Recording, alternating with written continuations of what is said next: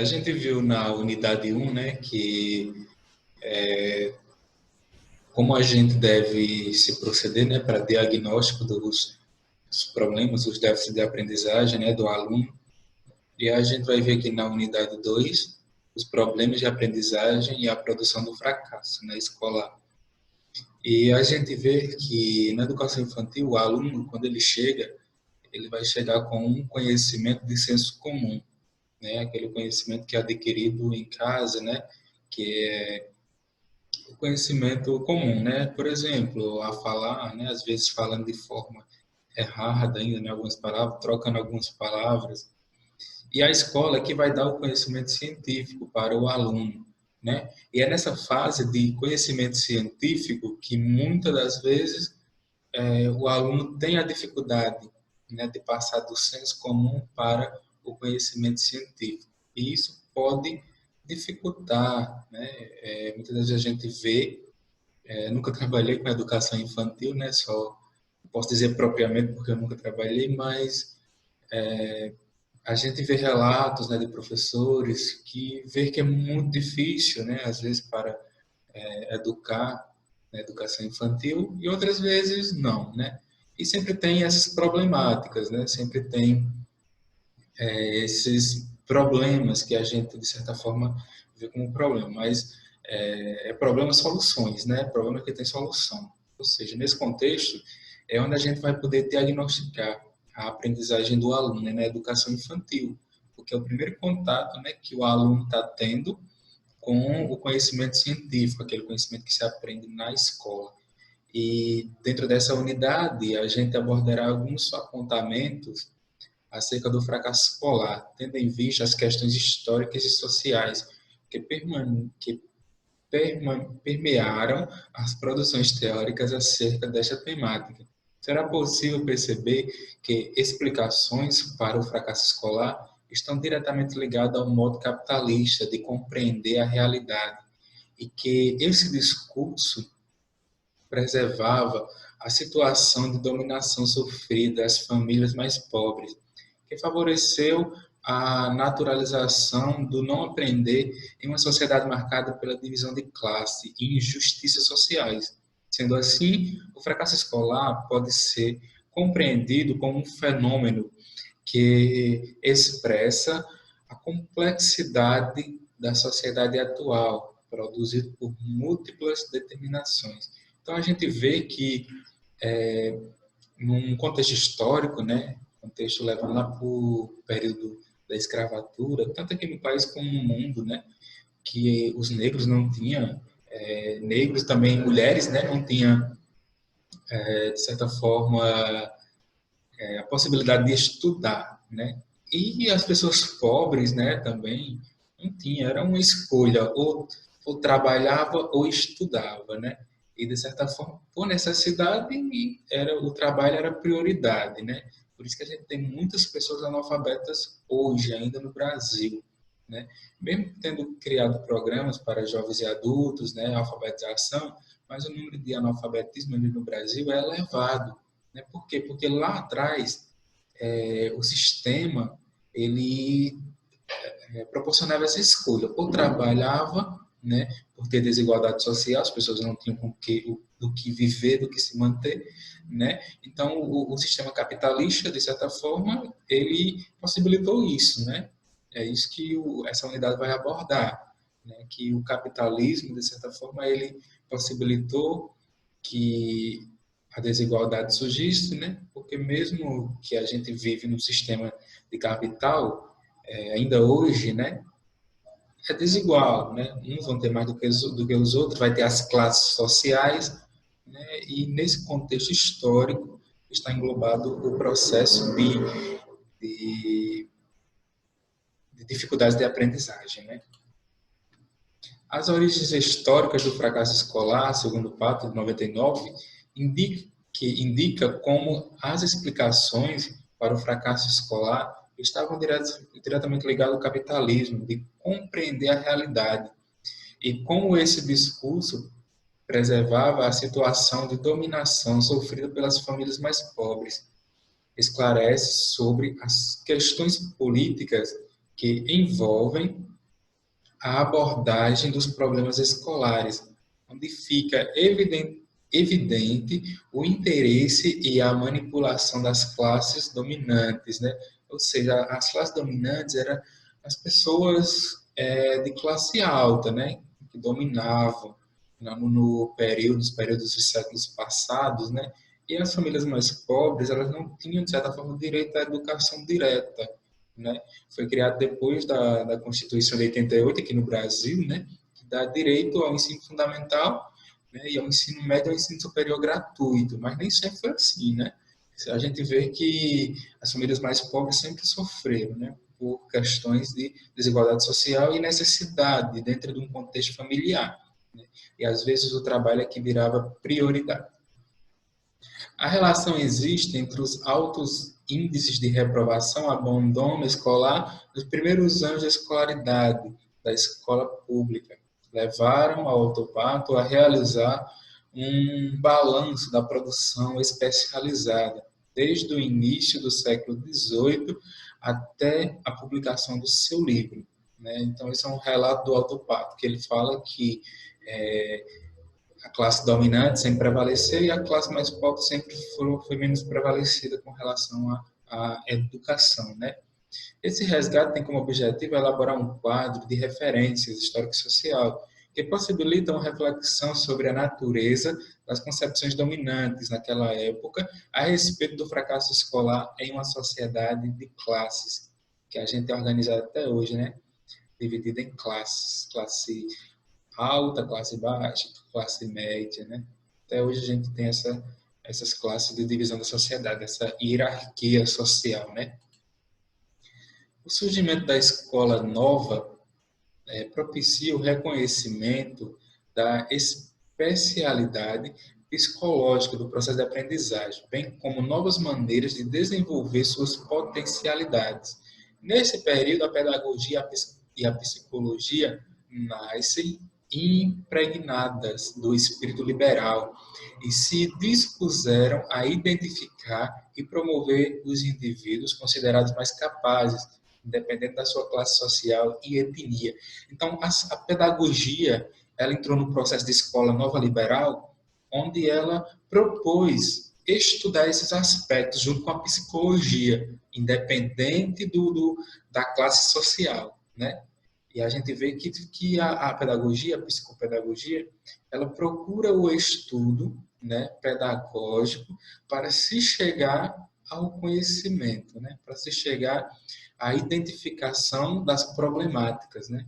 Porque o principal papel da psicologia é auxiliar psicologicamente o indivíduo, né? E a psicopedagogia auxiliar o indivíduo psicologicamente, né, dentro de um contexto mais pedagógico, dentro de um contexto mais escolar, né, para identificar os problemas que a gente falou lá na outra unidade, né, aqueles distúrbios, né?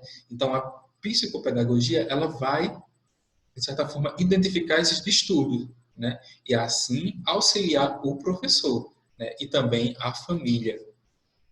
Ao analisar ideologicamente essa teoria, a autora enumera 3 causas para as dificuldades de aprendizagem das crianças, das classes populares, sendo ela, a primeira, as condições de vida da criança. Então, isso ideologicamente, né, no contexto ideológico que a gente vive, querendo ou não, né, a gente vive na ideologia, a gente vê que, às vezes, as condições de vida das famílias, né, que a criança, o jovem está inserido, o adolescente, ela pode contribuir para o fracasso escolar também, né, porque é necessário que a família esteja inserida dentro da escola, né? É necessário que tenha, pelo menos uma vez, né, no mês, a família compareça à escola para que venha tomar parte, né, do aprendizado do aluno. E às vezes as famílias elas são omissas a isso, elas não comparecem, elas deixam o estudante ao comando da escola, né? E muitas vezes a escola é pai, mãe e também a escola é um ambiente de ensino, né? Muitas das vezes nós como professores, a gente às vezes é pai, né? A gente às vezes é mãe, às vezes é mãe e também é professor, né? Principalmente quando se trata de crianças e adolescentes que estão numa fase da vida, né, mais conturbada, melhor assim dizendo. Aí temos a falta de adequação da escola pública, também isso possibilita, né, a dificuldade de aprendizagem. Por quê? Porque às vezes a escola ela não tem uma estrutura, né? Às vezes a escola deixa a desejar, os órgãos públicos deixam a desejar, né, em questão de estrutura, questão de equipamento, e a escola ela tem que se adequar ao aluno, né? O aluno também deve se adequar à escola, né? E a escola, quando o aluno tem uma certa dificuldade, ela tem que diagnosticar, né? Se o aluno passa por algum problema psicológico, a escola tem que procurar diagnosticar o problema junto com a família e encaminhar, muitas das vezes, ao especialista, né? Então, as condições de vida e a falta de adequação da escola possibilita esse déficit de aprendizagem. Aí temos a ausência de sensibilidade e de conhecimento da realidade vivida pelos alunos devido à distância cultural exigente entre eles, dos professores. Então, aqui chama um pouquinho nossa atenção, né? Que a gente deve ser sensível aos nossos alunos, né? A gente deve conhecê-los. Às vezes o aluno tem uma certa dificuldade em aprender e a gente não sabe qual é a problemática, porque a gente muitas das vezes não conversa, não tem aquele diálogo com o aluno. E através do diálogo, a gente pode identificar a problemática que o aluno está passando, né? E a gente pode ajudar. Então, é necessário ter empatia, né? A empatia aqui é essencial nesse processo. Então, não devemos nos ausentar da sensibilidade, né? Devemos ter conhecimento da realidade vivida pelo aluno, né? Então, isso pode, muitas das vezes, com certeza, né? O estudo está dizendo que quando a gente se omite, né, a conhecer a realidade do aluno, ele tem mais fica incapaz de aprender, né? A gente deve estar inserido nesse contexto aí, essas três condições, né? Condições de vida, falta de adequação da escola e a ausência de sensibilidade por parte dos professores. Isso possibilita o déficit de aprendizagem. De modo geral, o erro é associado aos estudantes considerados pouco engajados, desatento, desinteressado e preguiçoso, característica que aos poucos vão sendo incorporadas por eles. Como consequência, temos a consolidação de práticas corretas autoritárias com implicação de autoestima do aluno. Ao estimular sentimentos de rejeição, fracasso e incapacidade para aprender. Uma citação de Pinto, né, de 1999, essa forma de compreender o erro contribui de maneira significativa para a exclusão e segregação escolar, uma vez que esse aluno foge à norma estabelecida por esta instituição. Então, às vezes, a gente auto-julga o aluno, né? Considera um erro o fato dele ser um estudante com pouco engajamento, um estudante com desinteresse, um estudante preguiçoso, né? Então, a gente deve conhecer a realidade, como foi falado. Né? Deve conhecer a realidade do aluno. Por que ele está passando por aquela problemática? Por que ele está dessa forma, né? Então, isso pode estimular a rejeição, né? E quando o aluno ele se sente rejeitado, né? Ele tende a segregar, né? Ele tende a sair, a se excluir, né? E isso, de certa forma, vai proporcionar a evasão escolar. Quando se tem evasão escolar, a gente, gestão e professor escola, né, deve tentar compreender por que está tendo a evasão dentro do contexto escolar. Será que é porque simplesmente o aluno não quer estudar? Não, mas pode ter vários fatores por trás disso, né? Pode ter vários fatores que possibilitam que ele venha evadir, ele venha deixar a escola, né?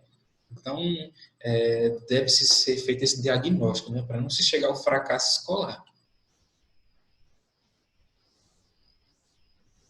A gente finaliza aqui, né, a unidade 1, unidade 2, aliás, que fala sobre o fracasso, né, e a principal problemática que a gente viu é o diagnóstico, né, a empatia, se colocar no lugar do aluno, tanto nós como professores, né, como gestão, deve se engajar, né, nesse processo de que venha diagnosticar, né, essa problemática que nossos alunos, vêm passando, né? E só através do diagnóstico que a gente vai, aliás, tentar entender, né, que a gente vai chegar a um resultado, né? E através desse resultado é que a gente pode avançar dentro das metodologias para que o aluno ele venha permanecer dentro do ambiente escolar, né, e que ele venha aprender, que esses distúrbios venham, de certa forma, ser erradicados, né?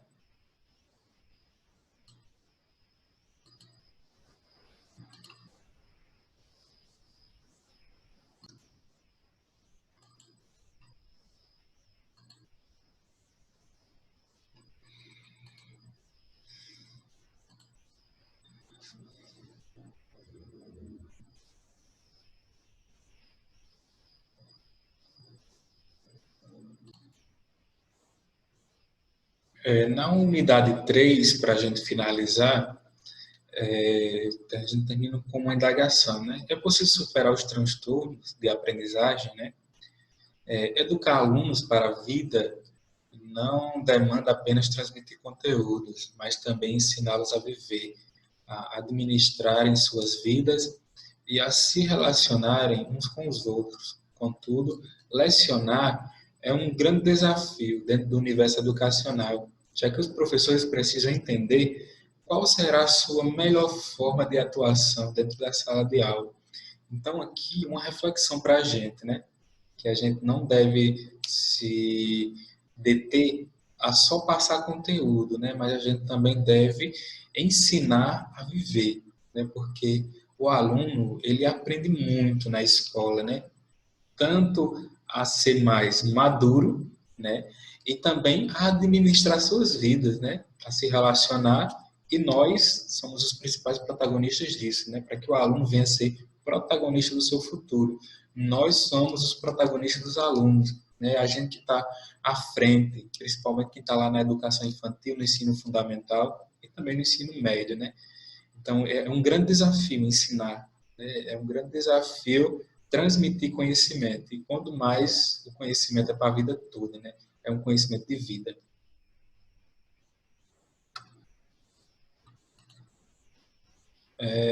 Para muitos alunos, as dificuldades de aprendizagem nas diferentes fases de desenvolvimento, infância, adolescente e vida adulta, ocorrem pelo fato de alguns professores não conseguirem dominar suas práticas pedagógicas em sala de aula, devido às muitas dificuldades do processo.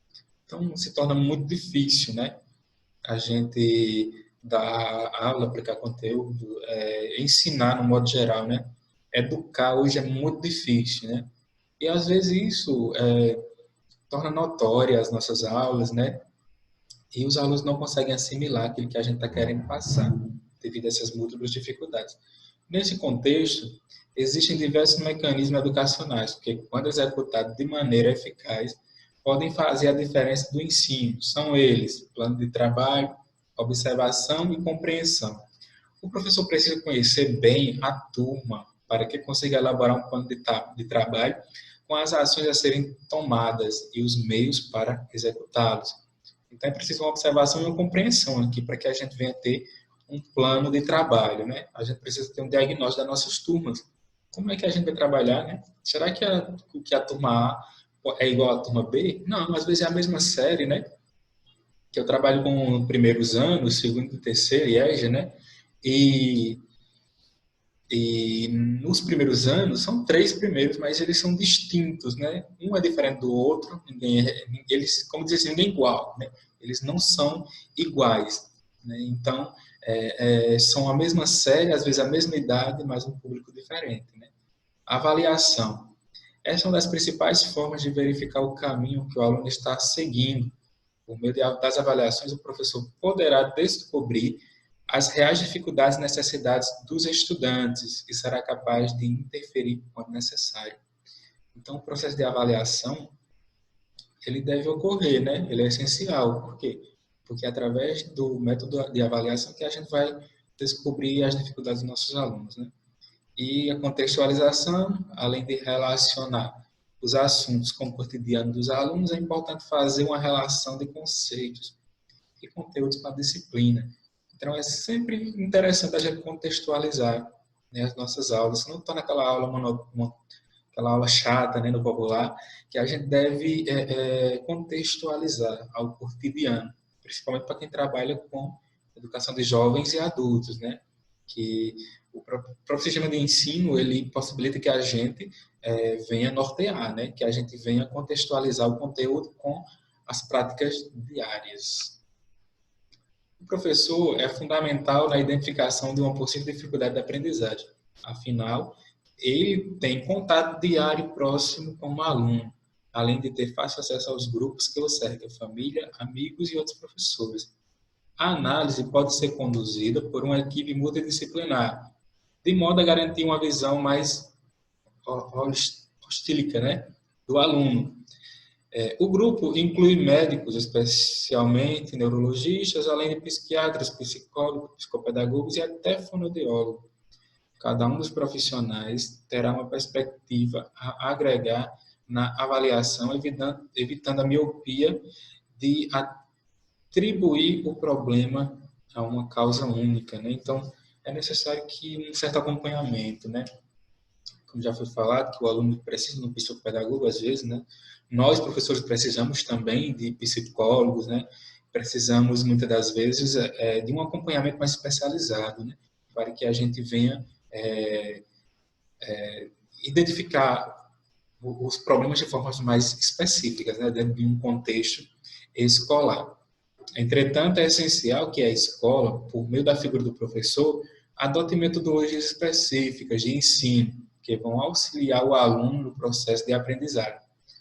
Essas ações podem ser realizadas através da inovação da sala de aula, com a integração de atividades lúdicas, como a gamificação, né, e a adoção de ferramentas tecnológicas de apoio de ensino.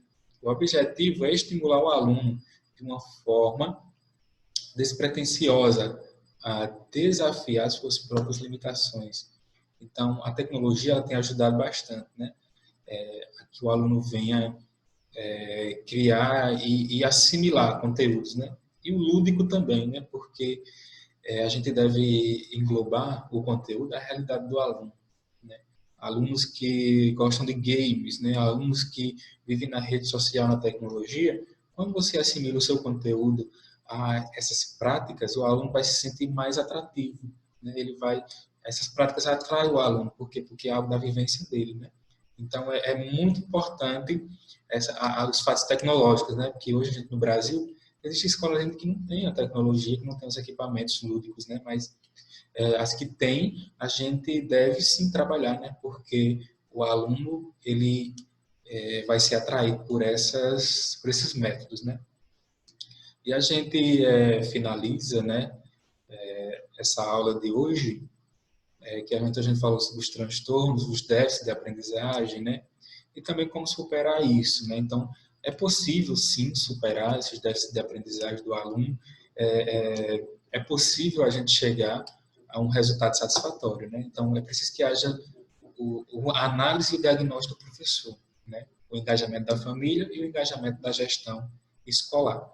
Então, tem uma atividade aqui no final, né, para vocês, alunos, que vou deixar para vocês aqui, está no link, né? Eu vou enviar para vocês, né, e vou fazer uma simulação aqui de como vocês poderão responder. Então, é para entregar até dia 18 de junho, né? E vamos fazer uma simulação aqui de como vocês irão responder essa atividade. Então, essa atividade, além do formulário, né, Google, vocês respondem direto aqui, né? Por exemplo, colocando o nome de vocês, fazer uma simulação, nome completo, vocês colocam. A primeira pergunta aqui, vocês vão analisar essa imagem, né? E ver o que é que ela retrata. E vai dar a opinião de vocês, né? De vocês sobre essa imagem, né? Que ela é bem chamativa, né? O que é que ela representa dentro de um déficit de aprendizagem, né? Que dificuldade? A outra pergunta. A dificuldade de aprendizagem está inserida dentro da educação básica brasileira, desde a educação infantil. É uma realidade bastante conturbada, né? Dentro desse ponto de vista, mencione quais seriam as possíveis soluções para erradicar o déficit de aprendizagem na rede pública brasileira. O que você diria aí para que a educação, né, venha ter mais avanços, né, que não venha ter esse déficit de aprendizagem? O que você diria? Essa daqui eu vou resumir, né? Que ela fala sobre a dislexia, hiperlexia, né? Descalculia e disgrafia. Você vai dar aqui um comentário, pegar aqui o final. Com base nesse contexto, em seus estudos, elabora um comentário argumentativo, expondo o seu entendimento sobre a hiperlexia, né? A hiperléxica. Aponte quais as características de dificuldade que uma criança hiperléxica apresenta. Então, você vai dizer aqui o que uma característica que uma criança hiperléxica apresenta, né? Um comentário argumentativo, um comentário crítico, né? São características de indivíduos com desortografia. O que é essa desortografia? Você vai marcar uma dessas opções aqui, né? De acordo com o que foi explicado. Aqui essa imagem, né? Entre os distúrbios estudados e apontados por Sampaio, né, o autor lá de 2009, né, que ele citou, como os principais existentes em crianças com déficit de aprendizagem, marque a opção que corresponde à imagem abaixo. Essa imagem que ela é uma dislexia, uma descalculia, uma disgrafia ou uma hiperatividade excessiva. O que essa imagem corresponde, certo? Então, quando vocês terminarem de marcar, vocês enviam aqui, certo? E está concluída a atividade. Então, espero ter ajudado vocês nessa disciplina, né? Em caso de dúvida, é só contactar com a gente, né? Comigo, aliás, e a gente vai estar tirando as dúvidas, né? Que vocês possam ter. Então, forte abraço e até a próxima.